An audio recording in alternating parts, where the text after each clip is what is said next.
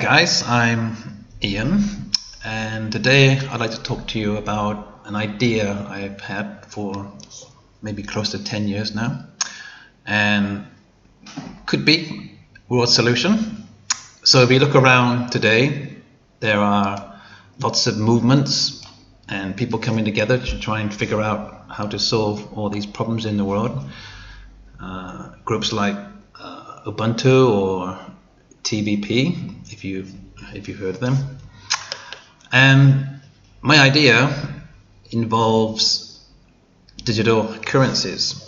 Okay, you probably heard a lot of news about digital currencies today, and people are thinking about investing in them. But my idea is something completely different. It's non-profit, and the idea I have is called Freedom coins. Okay, maybe in the future the name can change, but it's just a name I've given it so I can explain it to you. So today I'm going to talk in 4 areas, and the first area is the background of the present financial system and why it needs to change. The second thing I'm going to talk about is Bitcoins and other digital currencies, to give you a little overview of that. I'm not an expert in the field, but I'm just going to tell you what I know about it. The third thing I'm going to talk about is what are Freedom coins and how they can be implemented. And the fourth and final thing I'm going to talk about is social development currency. So I try not to bore you to death. I try not. There's a lot of information that I got to present. So it's not an exciting video, it's maybe a little bit serious, so please bear with me. Don't turn off if you're getting bored, but it's quite a lot to cover and to explain it clearly. And what you can do is some of the slides, I'm not going to read them to you, you can actually pause the video later and read the information for yourself, but it just gives you an idea of what I'm going to talk about. Okay, so whether you like it or not, we're pretty much in a digital currency already. It's not really any different than what we're doing now, because 92% of money doesn't exist anyway. It's all on a computer. When you get your salary is paid directly into your bank account, you do transactions, use your credit card. You never actually really get your hands on all your money all the time anyway. Okay, so what the real problem is in the financial system is the US dollar. It's basically a monopoly by a few on the whole market, as 62% of the world exchange reserve currencies are in US dollars. It's a huge amount, and if we compare to other nations, you got the euro as 20%, you got Japan, which is quite high, it's 4.5%, and Australia surprisingly is high because it's such a small population but resource rich. So actually Australia is the richest country in the world per capita, but what's a surprise is that China is only 1.1, which is tiny, and it's ridiculous. So I think they want to change that in the future. So what really is the dollar? People think it's gold, but it hasn't been gold for a long time. The dollar is used as the medium exchange for oil. So we have commodities, we need to exchange them in some way, and they use dollars. So OPEC is a monopoly on the oil industry, and if we want to change or get off dirty fossil fuels, we're going to have to change the medium exchange from dollars. And what is the alternative? So as long as we got the dollars as the medium exchange, we're going to have pollution, we're going to have dirty pollution in the cities and smoke. And if we look at the combustion engine, that should never ever have come about. Really, it's not really fuel efficient. You got 70% of the combustion engine creates heat, and you've got vibration, then you've got a loud noise. But we should have always gone to electric cars, which are far more efficient. They're fewer parts, is lighter, is cleaner, and we could change from the petrol engine today and move to electric cars. But in the long run, we want to look at something even better, perhaps compressed air, electromagnetism, and my dream one day is move to levitation devices and forms of transportation that actually hover us around. Okay, so money, people, even you talk to people today, they still got the idea that money is backed by gold. It hasn't for a long time. The last country in the world that went up to gold standard was Switzerland in 1999. So if you look at gold prices today, the US dollar is hovering around 1,500 per ounce of gold. And if you actually went back to the gold standard, then probably money would lose maybe 1,000% of its actual value. Here's a little bit of history you can look at. Okay, you can freeze the screen and look at it. Look at this in your own time. So if money is not backed by gold, it's backed by nothing. So people say, "Oh, I don't want to invest in digital currency. It's not real. It's not real money." But actually, the money is not real. It's no different at all. So all money is fiat money. It's backed by nothing. The same as digital currencies. They're backed by nothing. But what it is a monopoly on the banking system. Okay, so a few people control the central reserve banking systems. They get governments into debt, they make money, and they charge interest and foreign loans. And if you don't have foreign loans, I guess these mafia type bankers will go to war with you or replace your government. So fiat currency, cryptocurrency is no different. Okay, what's the difference between the dollar and monopoly money? It's just basically belief.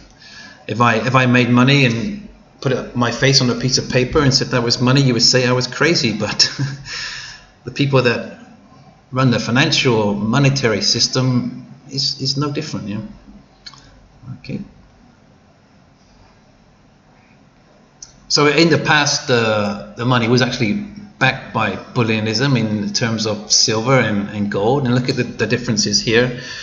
Silver certificate, so money was based on silver or gold deposits. But today, Federal Reserve note, it says Federal Reserve, but it's not government at all. And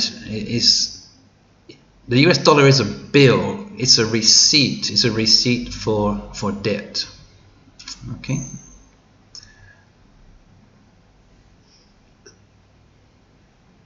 So if we ever went back to the gold standard, I read this article, I forgot where, but it was by Bill Cravens, and basically there's not enough gold to even go to the gold standard because there's too much currency in the market. So China is never actually going to move to the gold standard. There's just not enough gold to replace it, and the present currency will just lose its value by 1,000% and just cause absolute disruption. So whether we like it or not, it looks like digital currencies will be the future, I think, but which one? Which one?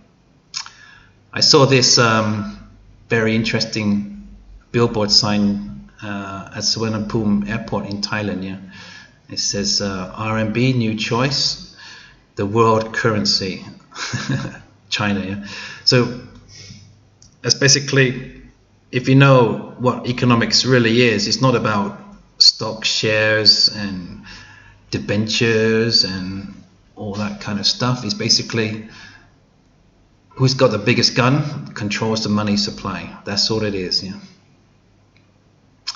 So let's look at America. America is in debt, 22 trillion US debt, and a third of that debt is owned by foreign holdings or foreign countries mostly, and is China and Japan the biggest owners of US debt. And since Donald Trump has been in power, he's increased the debt by 2 trillion. Yeah? So the debt just keeps getting bigger and bigger and bigger. So why do people invest in US Treasury bonds? Let me give you a scenario, okay, or explain it to you. So if you bought a US Treasury bond for $100, okay, and then America increased the debt ceiling from 20 trillion to 22 trillion, what's the total worth of your investment? Okay, so the value, if they increase the debt ceiling by 10%, the money value is the same, it's still $100, but your investment just lost 10%. So now your purchase of a US Treasury bond is only $90. So that's 10% of your investment gone. Why on earth would you actually invest? And all these governments do. So the reason why they do it is because they're conditioned to thinking that money is actually security. They think the US dollar is secure, so they invest in it. But they lose money. It's ridiculous. So it's a bit small on the screen. So these are the countries that are the major US foreign treasury holders. I said earlier that Japan, China's #1, Japan's #2, the UK. I call this the idiot club because they're losing on their investment as the US increases its debt. But I live in Thailand, so look at Thailand. Yeah, they have a investment, and that is $81.4 billion, which is a huge amount of money. That money needs to be invested in different things around the world. Don't put all your eggs in one basket, okay? Because it's losing. As America increases its debt, you lose money on this, yeah. And that's Thailand. But if you compare Thailand to a nation like Germany, which is huge industrial nation, Thailand actually buys more than Germany. But what I like is this guy here, Mahathir. Malaysia doesn't buy US Treasury bonds. He's smart enough not to do that. Yeah. So all these other countries are investing. They're losing money, but he's the economic czar genius of Malaysia, and he just doesn't buy them. Yeah. So this is the value of the US dollar over the years from 1933 to 71. 71 is when they went off the Bretton Woods gold standard. Okay, so the US dollar is just becoming less and less and less. Okay, so now I'm going to ask you the question, what is money? Most important thing, or one of the most important things for you to eat, to live every day. What is money?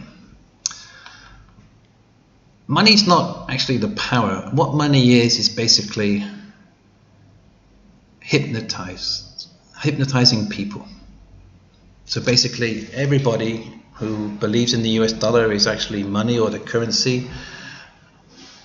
You are under hypnosis. You are under the trance of the people that run the banking systems.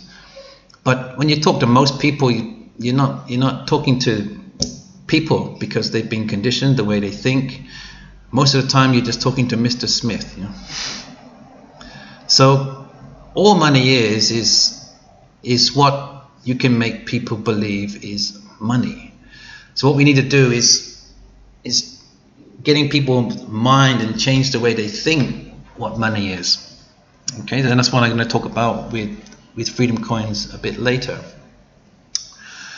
You know, in the past, people believed that shells were money. Yeah? I mean, shells aren't really worth anything except for decorative jewelry, but that's what they believed in the past. Yeah.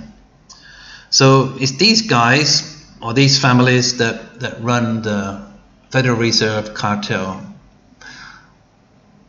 and these families have been running it for quite a long time. Yeah. So I'm not going to go into details about these families. You can research that in your free time. Okay.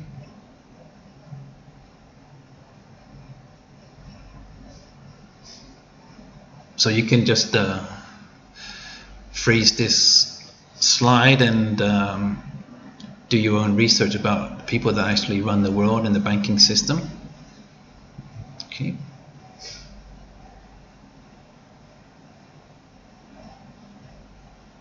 So these people that run the banks and charge us interest, basically they make all of us that are not in these elite families slaves. Okay. And what's ridiculous is just paper. Yeah? I'm a piece of paper. I control your life. Your life is controlled by paper. I mean, how ridiculous is that? Paper. It's worth nothing. Kind of crazy. Yeah? So next, I'm going to ask you 3 questions, okay? And you can think about them. Yeah. So I'm going to ask you probably the most important questions in your life. Yeah. First one is, where does money come from? The second one is, where does interest come from? And the third one is not related, but maybe it is. Where does oxygen come from? Yeah. So think about that. See if you can answer that.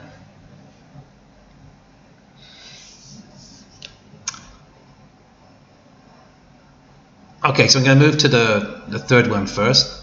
So a lot of people think oxygen comes from trees, but actually 80% of the world oxygen actually comes from the sea in the form of algae that photosynthesizes. But what's interesting about it, when you go to the seaside, you breathe in the fresh air. Algae actually lives off the poo of whales. So we don't have whales, we have less oxygen. So think about that. People are all so concerned about the economy and the GDP, but maybe what we should be looking at first, more importantly, is the ecology. And today people are, or some people are eco-illiterate. And eco-literacy should be taught the first subject at school. Okay, so the food chain and how everything is connected. Okay, that's what the economy means. I like number 2, which is careful management of available resources, save, conserve, and use resources sparingly. Not we have to grow the economy. Yeah? That's just madmen talking. Yeah. So let's go back to the first question. What is money? Money is debt. Without debt, there's no money, and no money, there's no debt. Okay, so if everybody went to repay their debt in the world would run out of money. Okay, so all money is created when people take out debt. When people purchase on their credit card, they create new money. So how do credit cards make money? Basically, they're predatory lenders. They target people like university students or people who just started work that know that they can't pay their debt, so they target them and they charge them huge interest. I mean, that's ridiculous. Yeah. Okay, so by creating debt, you create new money, but it can never be paid off. So the second question is, where does interest come from? So if only the banks create the money, how can they create the interest if there is no interest. So basically how it works, if the bank creates $100 worth of debt, they give, let's say, theoretically a situation.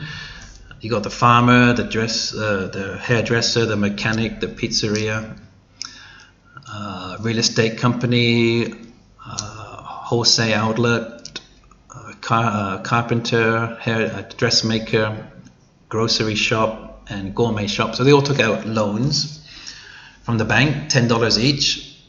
When it's time back to pay the loan, where does it come from? Interest. The answer is interest does not exist. Somebody has to fail. So the market is already rigged. So the bank pays a depositor maybe, I don't know, 3% interest. The interest rate is based upon failure. It's a rigged system. So the farmer will fail to pay his debt, and then the bank, his loss is the other one's profit to pay back the interest, and then the bank would take the farmer's land or house or tractor or whatever, the actual physical things. So the whole system is rigged from the beginning. It's a casino and the bank always wins. Okay. So if you look at the statistics, 1 in 6 small businesses administration, their loans fail. 9 out of 10 of Americans, student loans fail. And a record 7 million Americans are 3 months behind their car payments.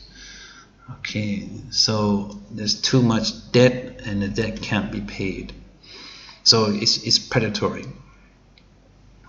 Here's a quote from Islam. Yeah? Okay, so good thing about Islam is that they don't charge interest. Yeah, they don't have interest. Okay, interest is one of the biggest sins of all. So these bankers, basically they're parasites. They're feeding off us. Okay, the system is rigged. People can't pay their debts. They're charging interest on money that's worth nothing. Okay, and if we look at the financial crisis back in 2008, okay, so in the past, fractional reserve banking, if you have $100 in reserve, you can loan $100, but they just get greedier. So now it went from you have $100, you can loan $100. Now you have $100, you can loan out 90% of money you don't have. And these rules are just ridiculous, yeah. So banks deposits with a value of 15.2 million, they can loan out 110. So they're loaning out money they don't have and charging people interest on it. And then this one is, you've heard of the subprime mortgage crisis. Okay, and then you got derivatives on top of that. Okay, but most loans are for housing. Okay, so just for the people living in this world today to actually have a house, it's so difficult. Yeah? They make it so difficult. You spend all your life working off paying the debt to these banks just to have a home, but we should make life easy. I took a quote from John Jandai, yeah? Okay, and I like this. He said, a bird builds a nest in one day, a rat can dig a hole in one night, but stupid human works 30 years to have a home. Okay, and he says, life is easy, why do we make it so hard? So we need to make it simpler than this, yeah. So today, I suppose the golden rule is that people shouldn't take out a loan more than 28% of their salary. Okay, and then they spend 30 years paying back the loan just to have a house. Yeah, you have to work 30 years to have a house. Yeah. So after your mortgage payments, you've got hidden energy cost, which can be up to maybe 40% of your salary. then you got taxation on top of that, and then you got cost of living, then you got inflation. So at the end of the day, when you've paid your mortgage payments, your taxes, your cost of living, your energy bills, there's hardly anything left. So it's a real struggle to live. Why do we make it so difficult? Or why do they make it so difficult for us? Yeah, that's just to control us. Yeah. Okay, so that's the first part, the problem with the financial system. Now I'm going to move on to cryptocurrencies. Okay, so you've all heard of bitcoins. I kind of like the idea of bitcoins, except the way you got to buy into them at the beginning. Yeah, so bitcoins are good. It's better than banking. A scenario today, if I want to send money to England, or I want to collect money from England, it's just a pain in the ass. Yeah, it's very difficult. So I got to get a taxi, go to the bank, get a ticket, got to queue up. I got to fill in the forms. They ask me all these personal questions, why I want the money for, and then they charge me the transaction fee. They charge me currency exchange fees, and then I don't get it in the same day. You just click a button, you don't get it in the same day. They wait for the right currency exchanges, and they may take up to 5 days to get the money. Okay, so with bitcoins, you can just, it's easier sending an email. You can just, who you want to send it to in their e-wallet, and in an instant they get it without all these astronomical fees. And the other thing about bitcoins or digital currencies, if you want to take cash out of a country, you're not allowed to. There's limits on that. You can take gold in and out of one country, but you can carry unlimited amount of digital currency on a thumb drive, on your computer, on your telephone. So it's kind of good. It's freedom. What we have today is these two money transfer companies that have a monopoly on the market. If you want to send money overseas, then you got to go with these, and they charge you a lot of money, and they make a lot of money.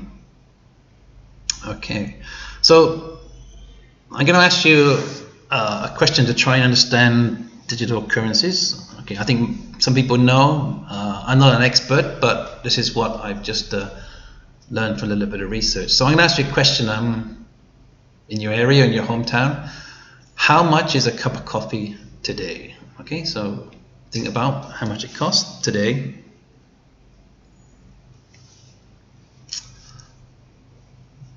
Okay, so if you're in the US or whatever, it's maybe $2.5, or theoretical speaking, maybe a little bit more or less, 0.001 bitcoins.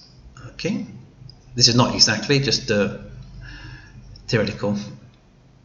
So now I'm going to ask you a question. How much do you think a cup of coffee will cost in 10 years? Okay, how much? More or less? Okay, so inflation is a hidden tax. So bitcoins is the opposite of money. Okay, so inflation going up, I don't know, 10% a year. In 10 years, a cup of coffee will cost you maybe around $5. So the money value goes down, but bitcoins is the opposite, because Bitcoin has a limited amount, and supplier and demand. So the decimal places become less. So Bitcoin is good because you don't have inflation, and it's an investment. First in, the more purchasing power you will have in the future. So let me tell you how Bitcoins work.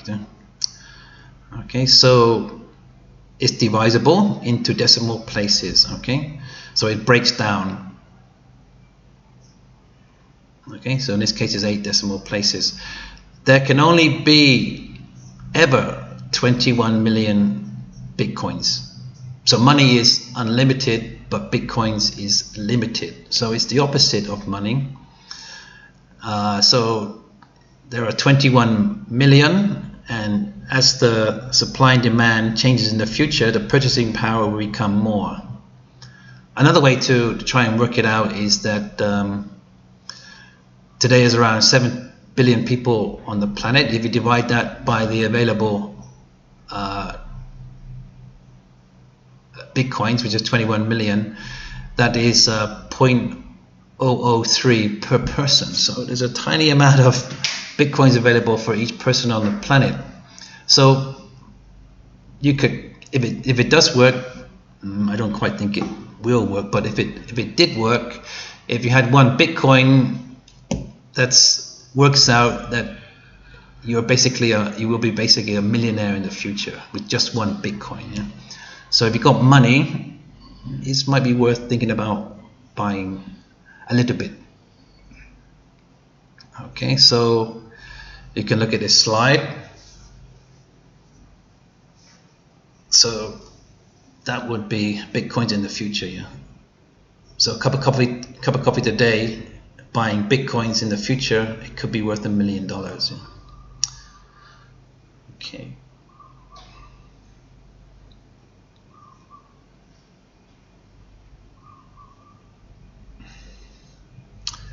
And the good thing about bitcoins is it's lightning fast, just as same as paying by credit card. Fast payment, no need to carry dirty money or cash that's been carried around, is full of bacteria. So as of 2008, there's 12,000 shops in the world that accept bitcoins, which is tiny. Yeah? Okay, not too many.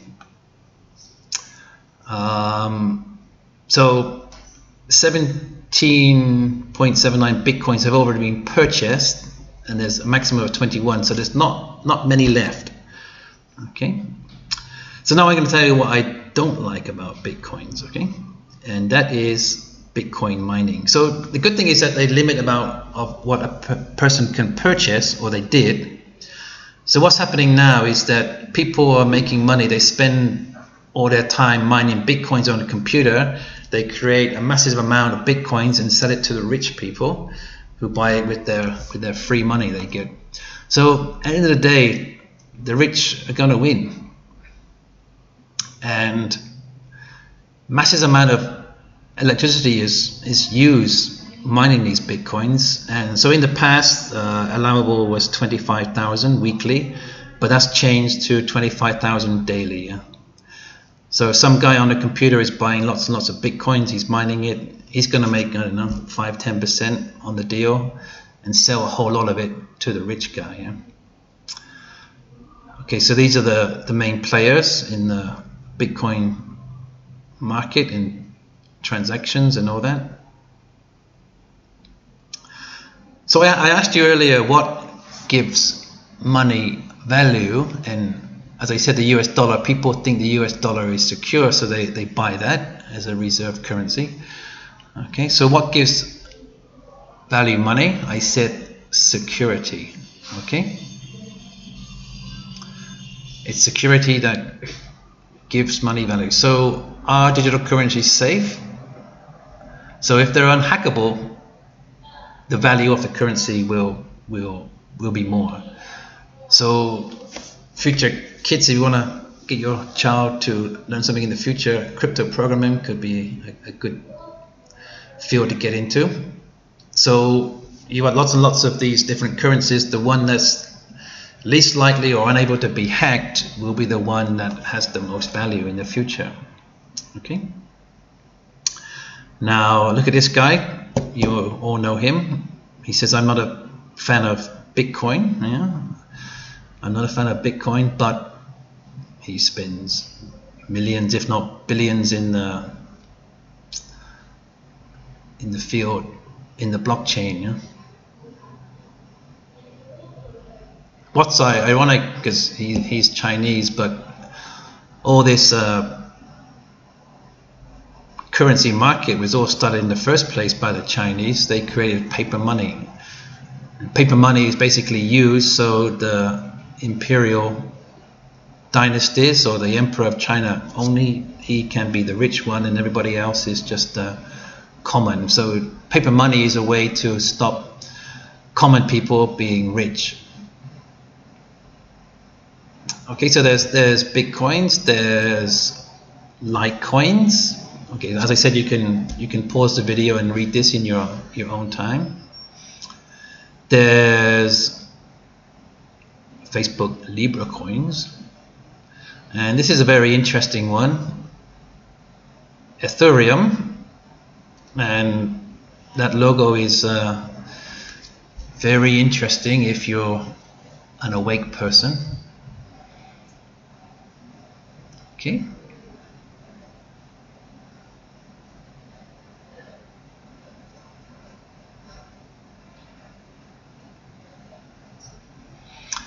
So Ethereum is run by the same people who run the US dollar, yeah, if you haven't figured that out. Okay, so there's lots of people talking about it. There's the guy from the Stock Exchange of Thailand, Mr. Bagon. He's talking about stable coins for using in ASEAN. Okay, so there's lots of talk because what we're coming into is the digital disruption. So when robots take our jobs, how are people going to live? Yeah. Some farmers have sold their land, they work in factories, the factories have been taken over by robots. What are people going to do? They've got no farm, no money, and no job. So feed the poor, eat the rich. Eat the rich or kill the poor. So we know what will happen in this scenario, but we don't have to go that way. Yeah? There's an alternative. Yeah? The way with Freedom coins is a solution. Okay, it's a solution to everything.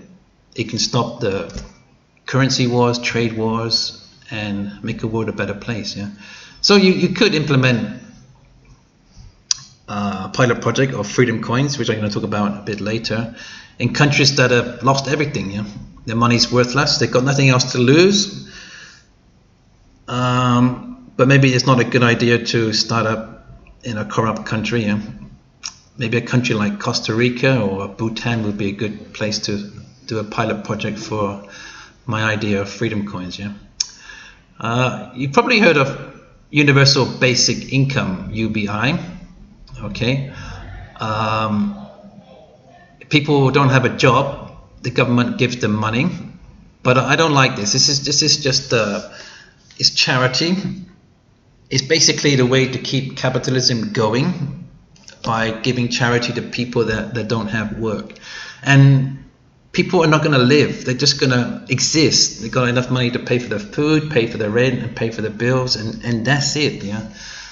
So people are still poor in the UBI system, and capitalism is still going. Yeah, and we can't just change from one system to another. There are dreamers in Ubuntu and TVP. They think we can live in a world without money.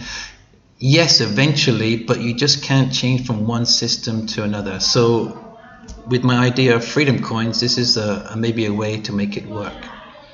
So I'm going to tell you the third part, how to make Freedom coins work. So basically everybody, or on your 18th birthday, you get 20,000 Freedom coins, and it's like a birthday gift. When you become adulthood, you get them on your telephone or on your computer. Okay, so it's a gift. On your 18th birthday, you get 20,000 Freedom coins to start your life. Okay, so you don't start your life with a big debt. You don't have to borrow money.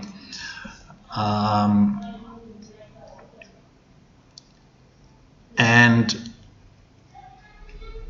we set it up something similar to what they do in the UK, which is National Insurance card.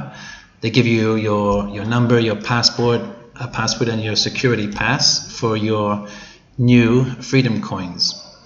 Okay, digital coins, still people don't trust them. They think they're not safe. So people may need to give up a little bit of freedom, and then to make Freedom coins secure, we're going to have to use biometric identification. So when you do purchases, you may need to use your fingerprint, your retina eye scan, or something else. Okay.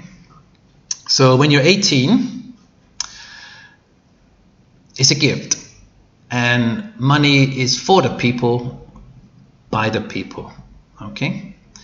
If we look at the current situation, they call it the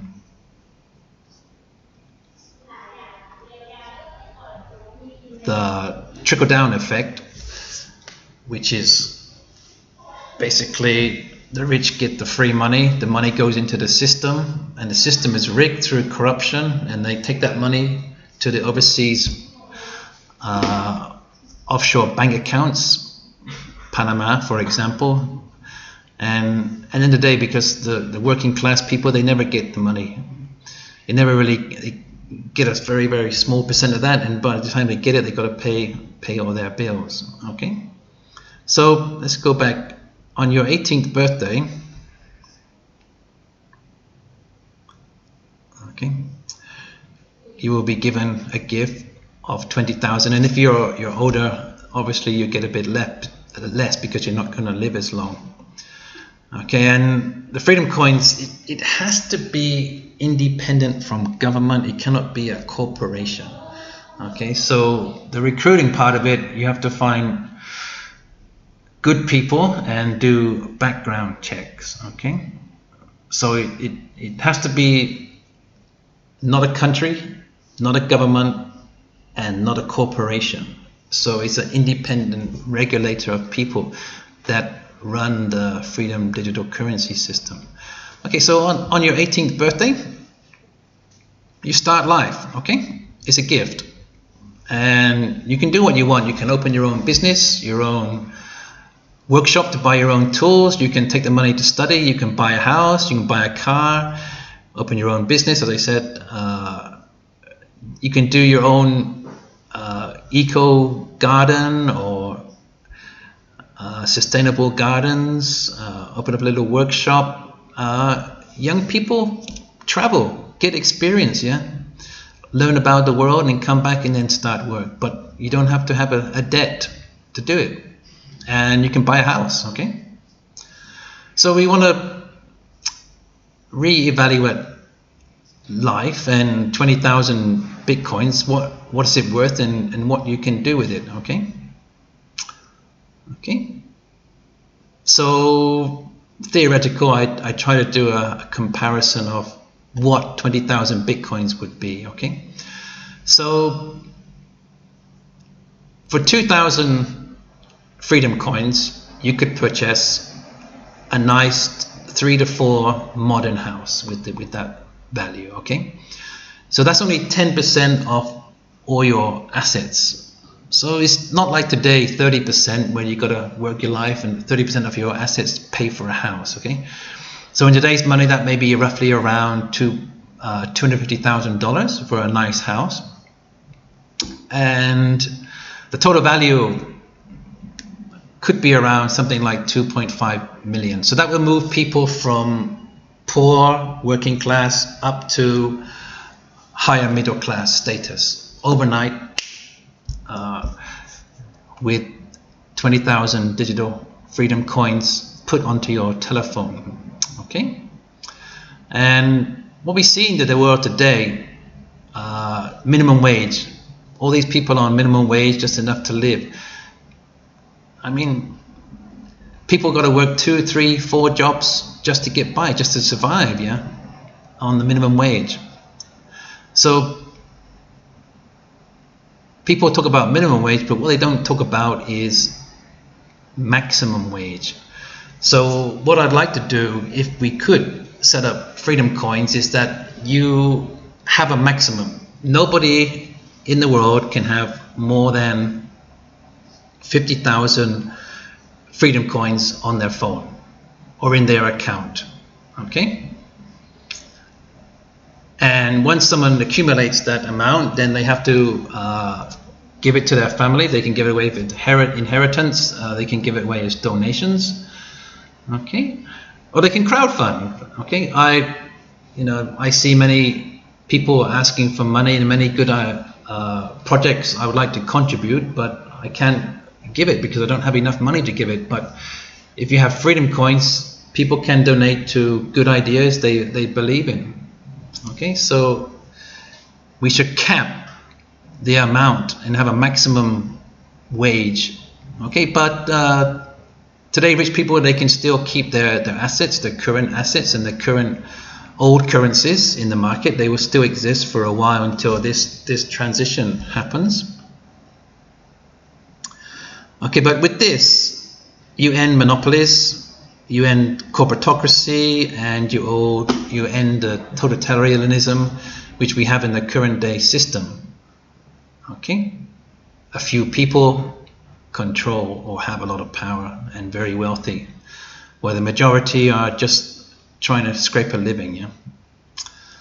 Okay, so 50,000 Freedom coins. What could you buy with that?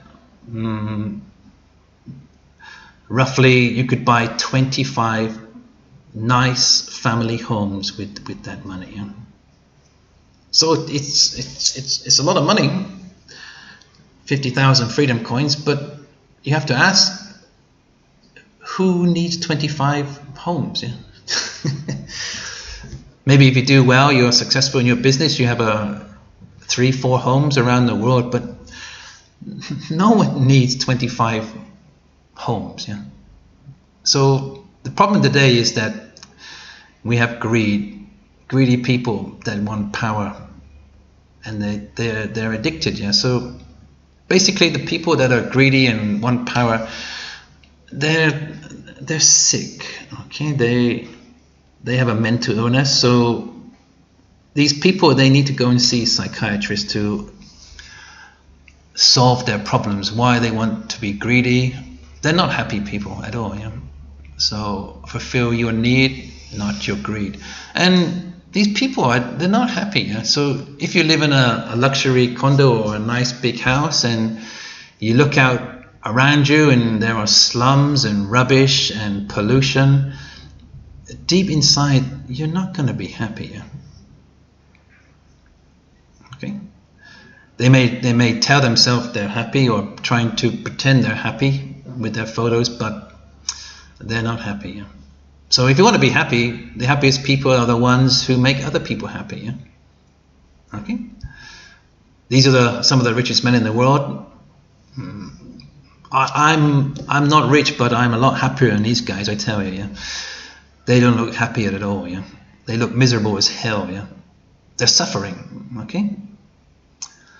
Okay. So what about the mainstream and big corporations? What are they going to do? So money for the people, or money by the people for the people. We got to change the mindset, and this is the people's money and not the rich and powerful's money. So once we set this up, if we can set this up, we all trade among ourselves. Okay. So if the big corporations don't accept it, they're not going to get a piece of the pie. Yeah? So this is the people power by accepting Freedom coins or something similar to it. Okay, so we got to change the mindset that this is money by the people for the people. We got to trade in it among small businesses and locally, and cut out the big fish in the short term. And if they want a piece of the pie, then they're going to have to accept our money. Okay. So if this can be implemented, what would the world look like with Freedom coins? So people have purchasing power. We can create better lives. The businesses that will really grow is, of course, real estate. People can afford a good, nice home. People have money to travel. The service and goods industries, people will have more money to buy, but quality products, not junk from China. And then healthcare industries and things like spas and beauty and cosmetic surgery. People who can never afford operations will suddenly be able to afford the surgeries they need to survive.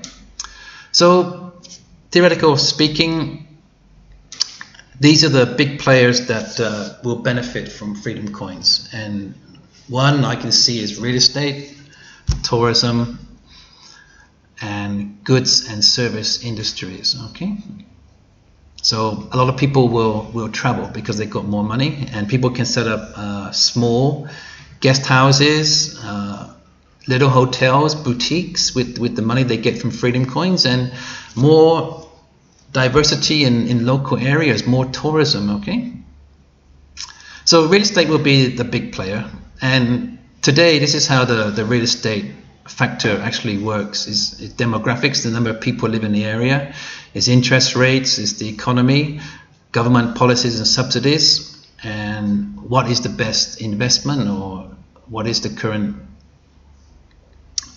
market like. But with Freedom coins, it's risk-free. Banks will be taken out.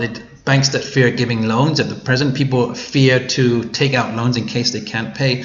With this system, it's a risk-free virtual cash. And it's not only me thinking about this idea of real estate being the main player in the digital currencies. There's this I read online, which is quite interesting.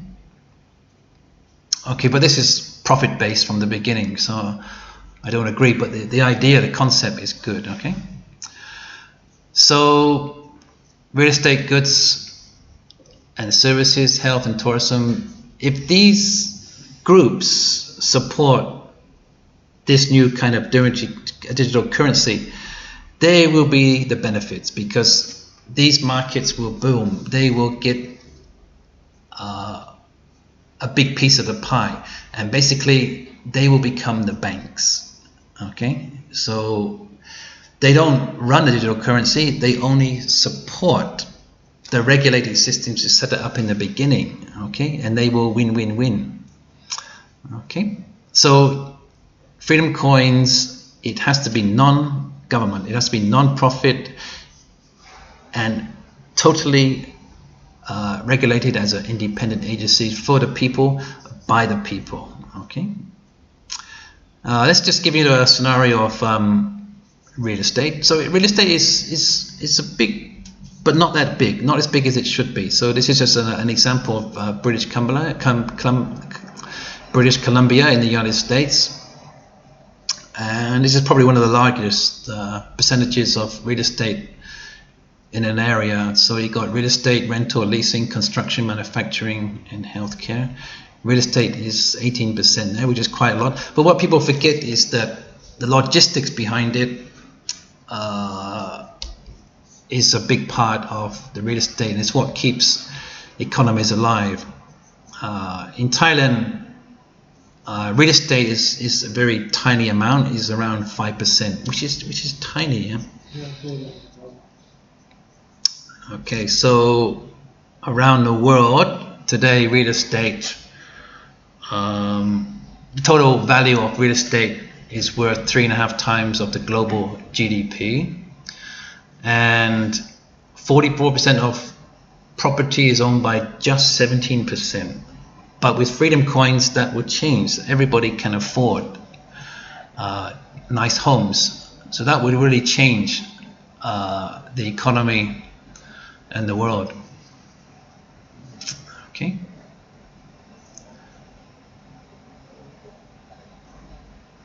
So roughly 15 to 18% GDP is real estate, and the world value of real estate at the moment is 217 trillion. And maybe you've heard of these guys, the Rothschilds. Yeah, apparently they're worth $500 trillion. That's 2.5 times the world GDP is owned by just a small family. Yeah? So we want to take these people out of the market and have more equality. Okay. Okay, so as I said, I'm not the only person. People are trying to set up real estate digital currencies, but as I said, these are profit based. Okay, but if we can do the Freedom coins, real estate, I guess could improve or increase by as much as 40% of the market or the GDP. So they would be technically the main players. They will be the main beneficiaries of Freedom coins, and if they help to set up Freedom coins, it's win-win-win for them, yeah. Okay, for their shareholders. So if you have Freedom coins, you should buy shares in the real estate companies, because that's where it's going to be the major players. Okay, so basically they take over the banks. There won't be banks. Okay, the main player will be real estate. Real estate will be the bank in the future. Okay, but not controlling Freedom coins. They just only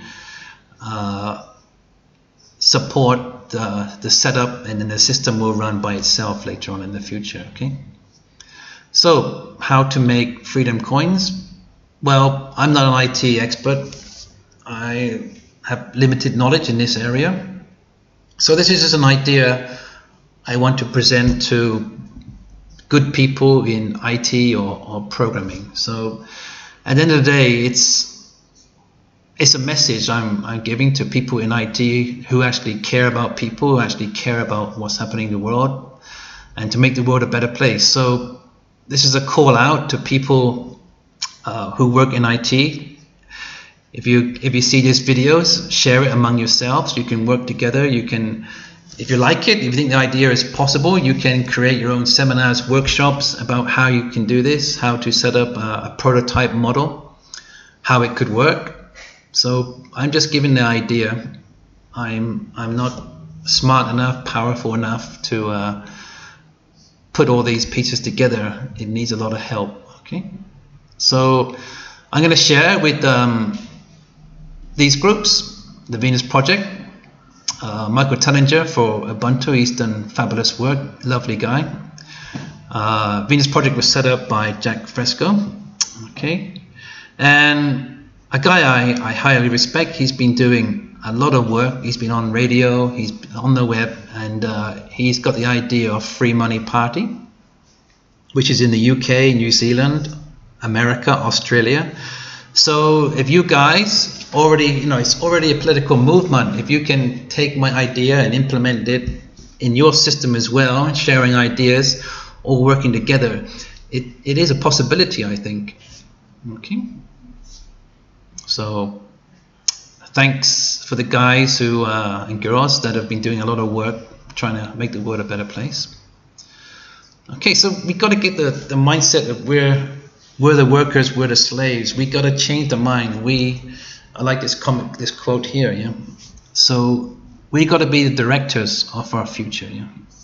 We got to take control of the people, for the people.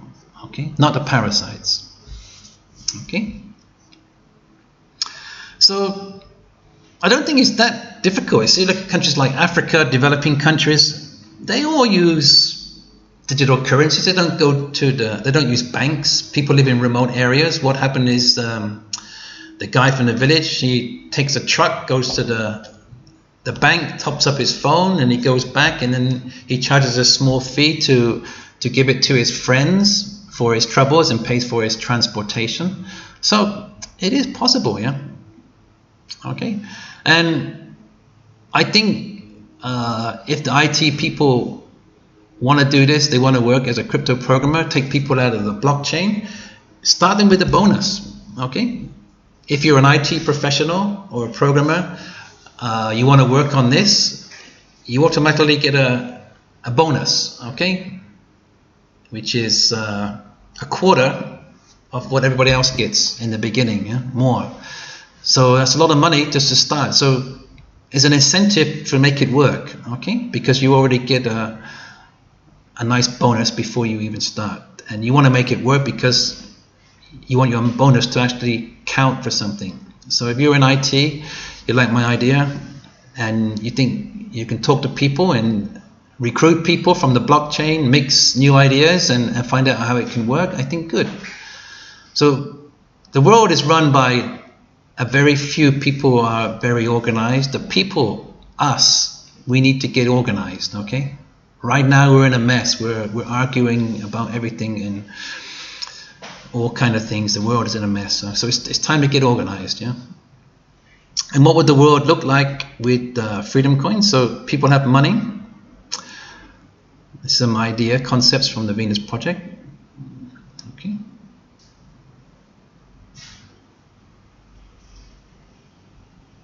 So people think that, oh, people got money, they spend resources, but what will happen is that the rich people can't pay the poor people to destroy the environment. Okay. And people will start to make better quality products as well because they got the money to do it.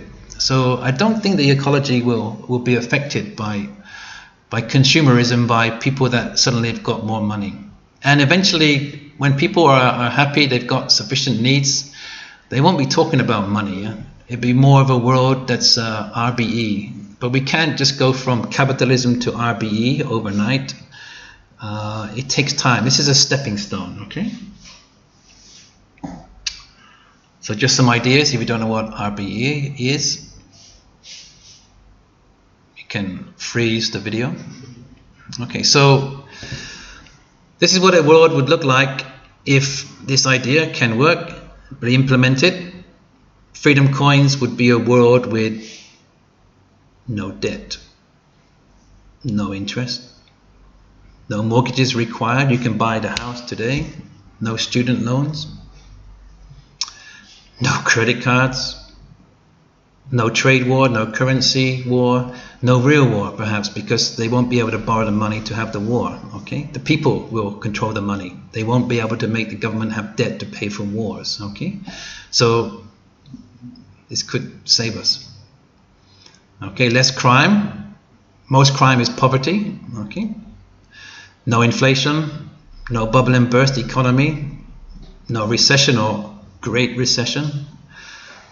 Okay, no poverty, less government control, no shortism. So shortism is basically making low quality products. People don't have a long-term plan. People will have money to buy quality goods, not junk.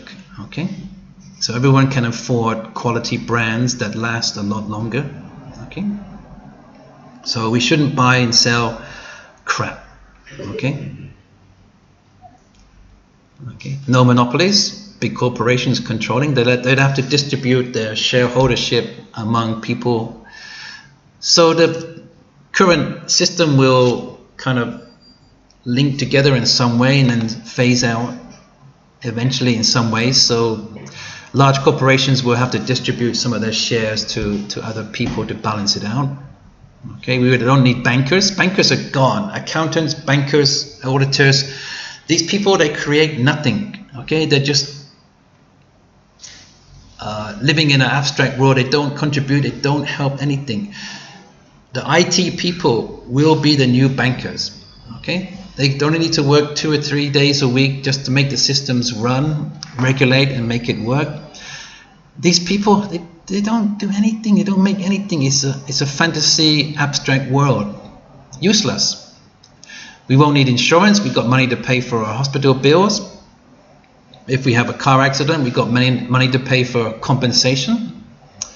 So no IMF, no World Bank, and no G7. So I'm going to ask you, the people, whose side are you on? Yeah, are you want to continue down this road into destruction, currency war, trade wars, real wars, pollution?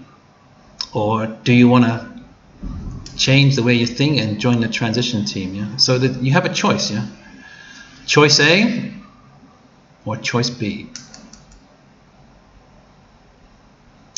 Right, and that's for you to decide if you can think or change your mind in a different way. So last, I'm going to move on to another idea I have, which is the social development currency. Okay. Okay, so as I said earlier, all money is created from debt, and no debt, no money. It's crazy. We don't need to live in that system. Okay, there's a better way. So my idea is you don't create money from debt. You create new money from social development currency. Okay, so there's no need to pay tax. It's just paper. They can print all the money they want. Why do we have to pay tax? So the way it works is that in an area or the government or the country, they need hospital, roads, schools, bridges, etc. And we don't want to live in communist laziness society. It still needs to be competitive to make people active. So the government needs a hospital built, and then 3, 4, 5 people bid for the project, and that project goes online. And money is not an aspect. You have money to cover all whatever cost to build quality buildings, and people vote for the winner. Okay, not some guy in the government office and gets a back under of corruption. It's a people decision. It's a majority decision. So people click like on Facebook. You can have a voting system for the people, by the people, to accept the best projects. Okay, and it's still competitive. So what happens is that the government creates new money from social development. That is social development currency. The company gets that, pays its employee, and the money spreads into the market. So basically, the country that spends more money on projects has a better GDP. It's wealthier because you create new money, not from debt, but social development. So the more social development you do, the richer the country. Simple, right? Okay, so if we can bank online, we can vote online. Okay, so we can have ID voting systems. You know, you get your ID number, your password, and then you can vote, and you can check your vote, which way you voted, by just checking your number, not your name, online. Okay, so the world will be much more beautified. No slums, no rubbish, no pollution, and a much more picturesque world. Okay, so that's the 4 ideas I shared. I hope you liked my video. It's a bit boring, not exciting, a lot of information, but please share. If you know people in IT that can do something about this, share it with them. Okay, I'm going to share it with Ubuntu groups, TVB groups, and Free Money Party groups. So I will share on Facebook. Please accept it when I post onto your sites. Okay, and my name again, I'm Ian Harris, so you could probably find me on Facebook or somewhere. Okay, so thank you very much. It's quite a long video, maybe 1 hour or more, so thank you very much, everybody. Bye.